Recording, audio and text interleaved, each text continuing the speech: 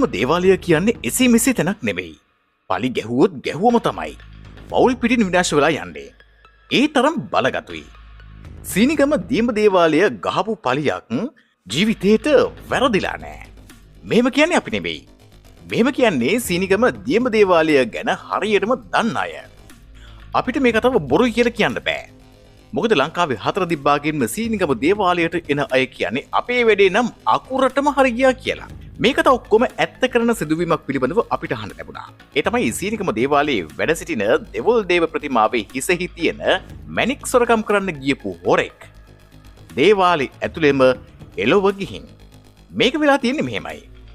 සීනිගම දේවාලයේ තියෙන අඩි 12ක් විතර උස හිටි පිළිමයේ ඇස්වල තියෙන මිල කරන්න බැරි තරම් වටිනා මුතුමැණික් ගලවන්න මේ හොරා පිළිමය දිගේ උඩට නැගලා. ඒ අවස්ථාවේ සිදුවන කුමක් හෝ දෙයක් නිසා එතනින් වැටිලා. උදේ 9ට විතර දේවාලය විවෘත කරන්න ආපු කපු මහත්තයා සහ ගෝලයා දැකලා තියෙනවා දේවාලය ඇතුලේ කවුදෝ වැටලා ඉන්නවා. කපු මහත්තයා හිතලා තියෙන්නේ දේව පිළිමේ තියෙන මැණික් හොරගම් කරන්න ආපු හොරෙක්ට දේවාලය ඇතුලේම නිඳ ගිහින් කියලා. හැබැයි ටිකක් විපරම් කරලා බලද්දි තමයි දැනගෙන තියෙන්නේ මේ හොරා අවසන් ගමන් ගිහින් කියලා. ඊට පස්සේ මේ ගැන පොලිසිය දැනුවත් කරලා. මේ වෙද්දී මේ සිදුවීම ගැන පොලිස් පරීක්ෂණ ක්‍රියාත්මක වෙනවා.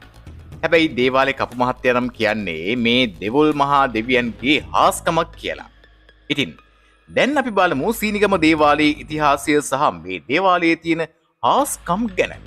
ඓතිහාසික ශ්‍රී දෙවොල් දේවාලය කියන්නේ ලංකාවේ මුහුද මැද පිහිටලා තියෙන එකම දේවාලය.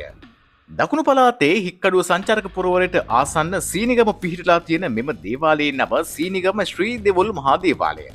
සීනිගම දේවාලයේ වැඩ ඉන්න දෙවොල් දෙවියන් සම්බන්ධ පුරාවෘත්ත කිහිපයක්ම තියෙනවා.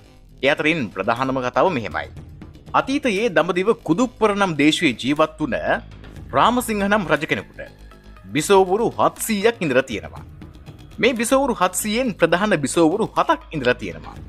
මේ ප්‍රධාන බිසෝවරු 7 දෙනාම ගැබ් අරගෙන තියෙන්නේ එකට. එකම සතියේ දවස් 7 මේ බිසෝවරු 7 දෙනා පිළිවෙලින් දරුවන් ප්‍රසූත කරලා තියෙනවා. මේ 7 දෙනාම කුමාරවරු. දෙවොල් කුමාර සත්කට්ටුවේ විත්තේ නම් කවිපන්තියට අනුව කුමාරවරු 7 දෙනාගේ නම් මෙහෙමයි.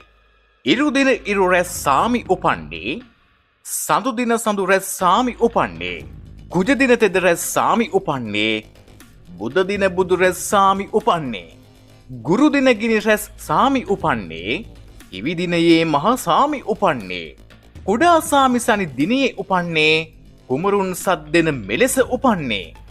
මේ 7 දෙනාගෙන් බලවත්ම පුත්‍රයා තමයි මහා සාමි කියන්නේ. මේ කුමාරවරු 7 දෙනා